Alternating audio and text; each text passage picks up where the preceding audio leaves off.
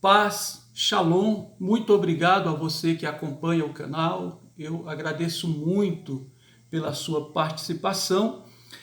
E o nosso estudo de hoje vai ser sobre José do Egito, né? Todos os acontecimentos na vida de José do Egito, né? A rejeição dos seus irmãos em relação a José, o ódio, por que José foi vendido, por que os irmãos não suportavam José.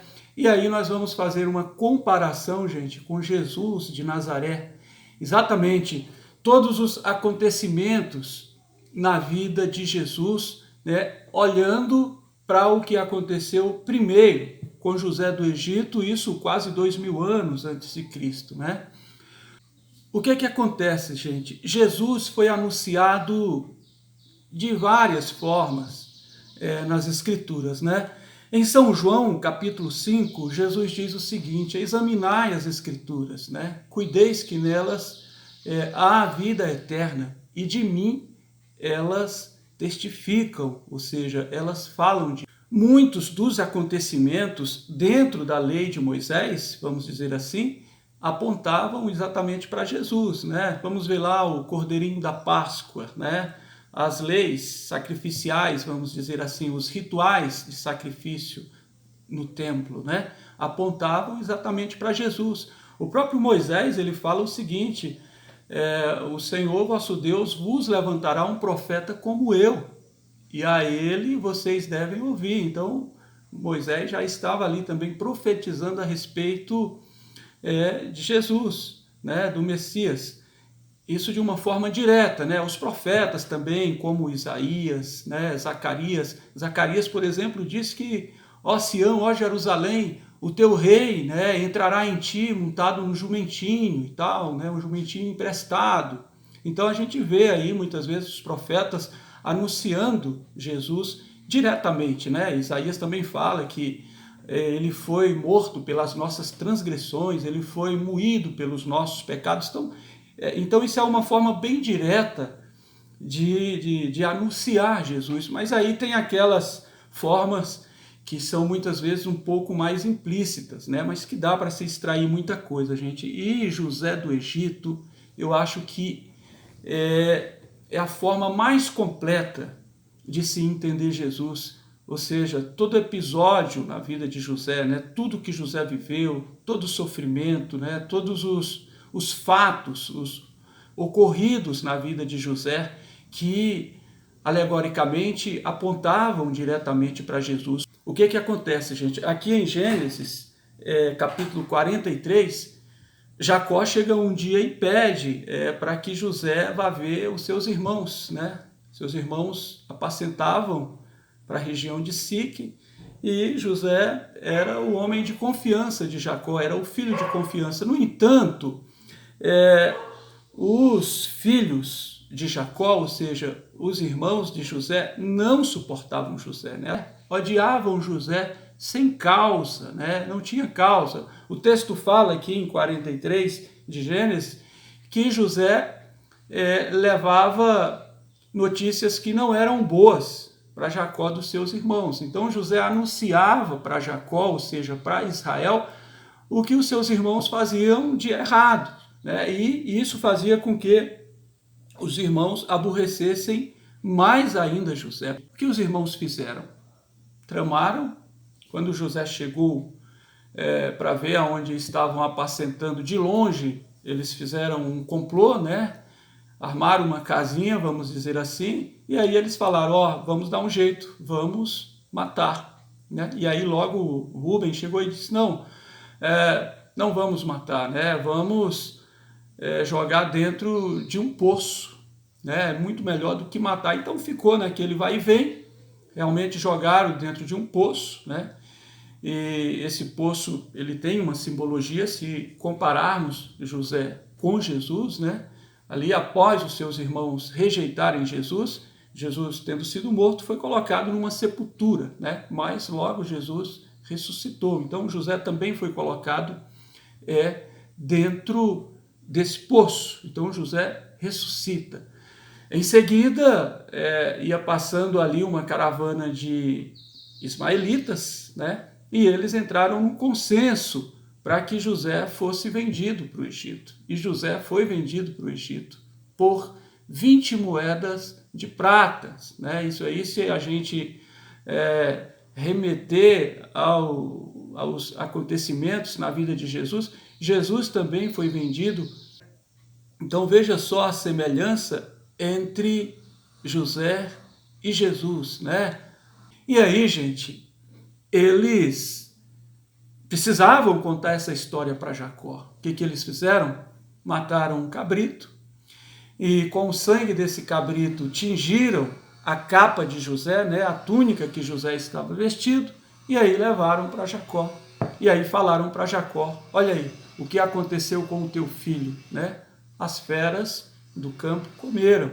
E aí Jacó chora, né, se lastima demais, perdeu o filho mais querido que tinha. Então eles tramaram também a respeito disso, né? Uma forma de justificar a morte de José. E isso aconteceu também com Jesus, gente. Quando ele ressuscita, os soldados que estavam ali na sepultura, né, os vigias, em Mateus capítulo 28, eles se assustaram, fugiram, né? E aí as mulheres chegaram e eles correm e vão falar para o Sinédrio, né, que Jesus havia ressuscitado. Pagaram uma alta nota para eles, né, subornaram para que eles inventassem para todo Israel que Jesus não teria ressuscitado, mas que teria sido morto e o seu corpo teria sido roubado, né? E aí o estudo lá de Mateus 28 diz que isto foi disseminado em Israel até os dias de hoje, né? A mesma coisa que aconteceu com José, né? Levaram ali as roupas de José tingidas com o sangue do cordeiro e mentiram para Jacó, mentiram para Israel. José vai para o Egito, José se torna governador no Egito, assim como Jesus também, tendo ressuscitado e rejeitado por Israel, Jesus se torna agora no meio dos gentios ou dos pagãos, das nações estrangeiras. Jesus agora se torna rei, né? Não foi aceito por Israel, mas foi aceito pelas nações estrangeiras, né, consideradas pagãs. E aí Jesus reina e está reinando até hoje no meio dessas nações, como José foi rejeitado pelos seus irmãos e foi aceito pelo Egito e reinou no Egito, inclusive no trono de Faraó. Vem o grande sufoco, vem a grande fome, e Jacó pede para os seus filhos, né, nós precisamos de alimento, todos vamos morrer de fome. E aí os filhos souberam que no Egito havia alimento, foram enviados ao Egito e ao chegar no Egito se deparam com José. No entanto, José não foi reconhecido pelos seus irmãos, estava ali realmente como um egípcio, todo figurino, né, toda roupagem, portanto os irmãos não puderam reconhecer, né? Talvez, assim como Jesus hoje também, entre os gentios, né? De uma forma ou de outra, já não é mais aquele Jesus tão original, porque querendo ou não, entre as nações, tem uma mudança, né? Tanto na história, como, vamos imaginar aqui, a própria imagem de Jesus hoje conhecida é um Jesus europeu, né? Cabelos loiros, olhos verdes, é uma característica europeia mesmo, não é aquele Jesus conhecido, né? E jamais os judeus vão entender que esse realmente é Jesus, até olhando para ele, eles não vão aceitar, né? É preciso que Jesus se revele para eles. Lutero, ao longo do tempo, tentou, né, na sua reforma, ele tentou evangelizar os judeus. Ninguém conseguirá revelar Jesus para os judeus.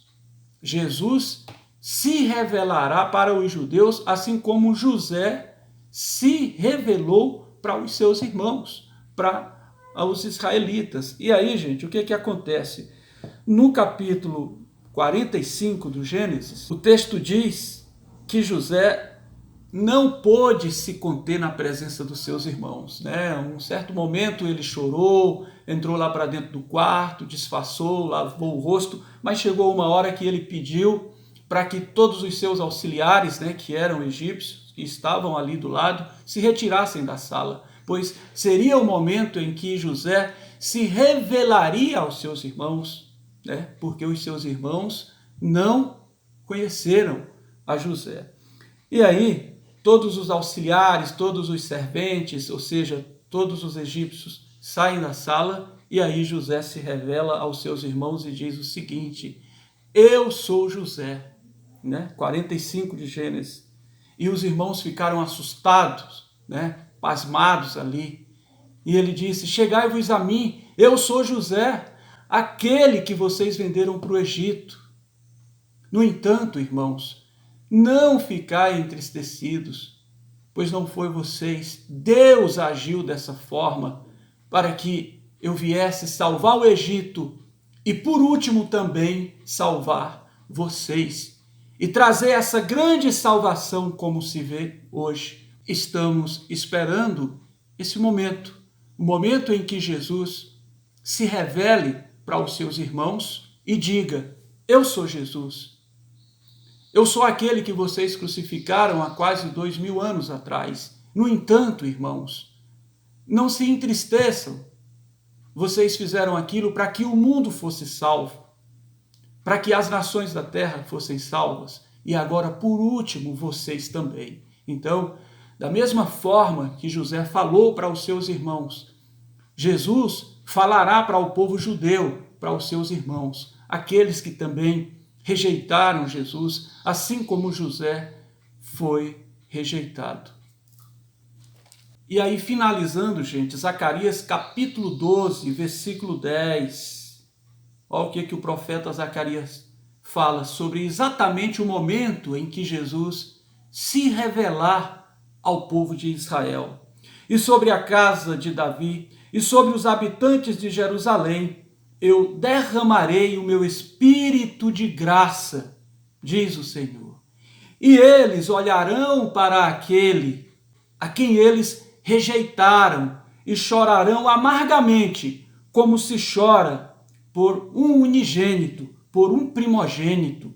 Chorarão amargamente, e naquele dia será grande o choro em Jerusalém.